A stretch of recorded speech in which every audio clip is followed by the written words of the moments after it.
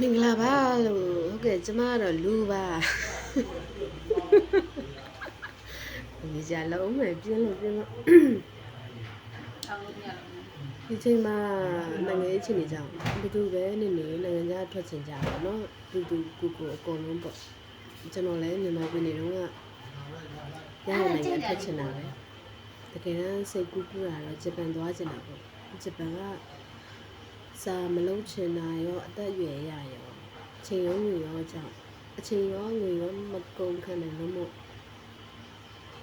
ရရနိုင်ငံထွက်ခဲ့တာပဲမလေးရှားဆိုပြီးပွဲစားနဲ့ပြောတော့ကတော့အစနေကိုချော့လို့တကယ်တမ်းကမလေးရှားစထွက်လာပြီဆိုကြတဲ့ကရန်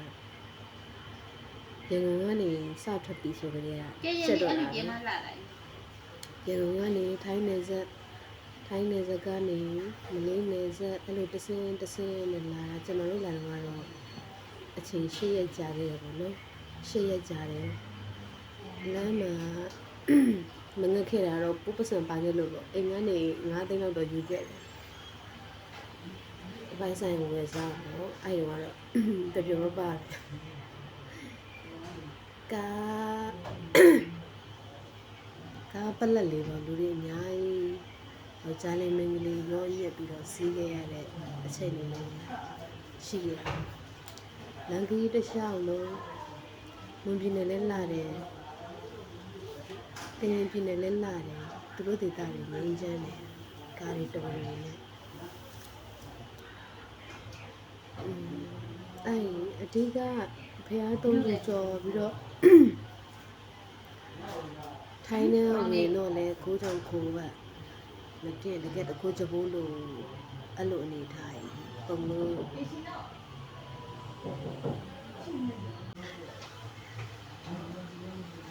ထိုင်းနဲ့ဝင်လာရောညာကြီးသမီးလေးနဲ့လမ်းလျှောက်ခဲ့ရတာရောအမတ်တရပါပဲဆက်စုံလာနေပေါ့နော်ကိုအတွေ့အကြုံလေးရချင်တာလည်းပါတယ်ဒီခီးတွေတွားတာလည်းကြိုက်တယ်ရန်ကုန်ကနေထိုင်းနယ်စပ်ထိတော့တော်တော်လေးရွှေနေလာတယ်တောင်တန်းနေနဲ့တော်တော်လေးစိတ်ကြီးလန်းဆူကြီးနဲ့တွားလာတာကားစီးတာတမျိုးပဲမကောင်းဘူးနေရာဒေသတွေရမ်းလာတယ်အဲ့ထိုင်းနဲ့ဝင်တော့ခိုးတော့ကိုယ်ဝက်နဲ့အဲ့ရနေစပြီးတော့ဘဝစတော့တာပဲ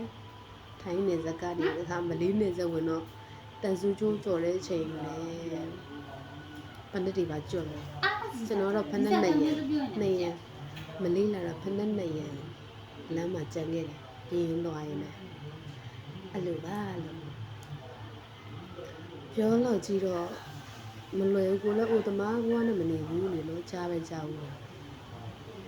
မလေးရတော့မိန်းကလေးတွေအနေနဲ့ကတော့မတင်တော့ပါဘူးဒါညီမမဟုတ်ဘူးလေးရှာအမှန်နဲ့လာရင်တော့တမျိုးပေါ့အမှန်နဲ့လာရင်တွားရဲလာရဲဘာနဲ့နေလိုရဲကြိုင်ရဲပေါ့အမှန်ကိုကအမှန်ဆိုကိုအိုသမားဘွားနဲ့ဆိုတော့ရောက်စားမို့လဲထင်ပါတယ်ကြောက်စိတ်တွေကပုံများတယ်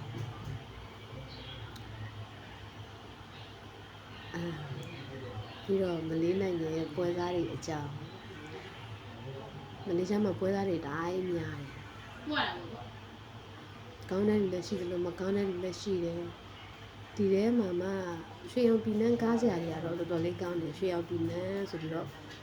ကားအဖွဲ့အစည်းတစ်ခုရှိတယ်အဲ့ရကားစရာတွေသူတို့ပေးတဲ့ဝန်ဆောင်မှုတွေတော်တော်လေးကောင်းတယ်လမ်းခီးနိုင်ထမင်းနေပါလေကျွေးတယ်ကျွန်တော်အဲ့ပြည်နန်းကနေကျော်ဟောက်ကရွှေရောင်ပြည်နန်းကားစီးပြီးတော့လာတာပဲကားစရာတွေတော်တော်ဘောကောင်းပါတယ်ရွှေရောင်ပြည်နန်းကိုစီးကြပါလို့မလေးနိုင်ငံမှာနေတဲ့လူတွေဒီတော့ဘောကောင်းပါတယ်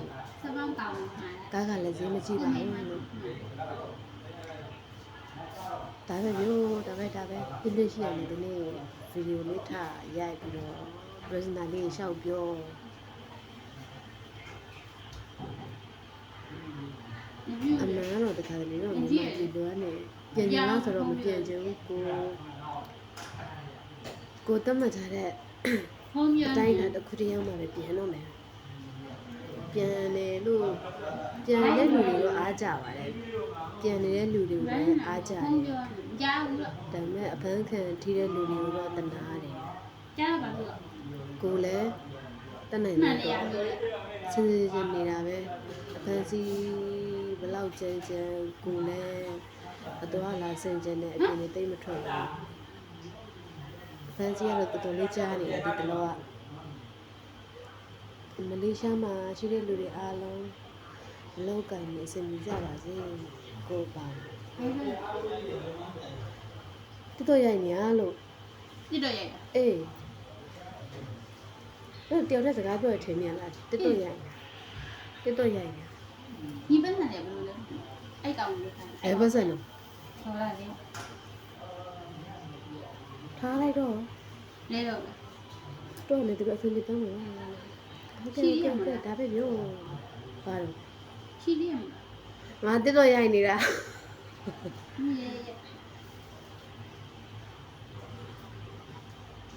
မလေးရှားရောက်တာအလုံးနှလုံးပြောင်းနေပါပြီပထမစားတော့ဆိုင်အလုပ်အခုတော့စိတ်ရုံအလုပ်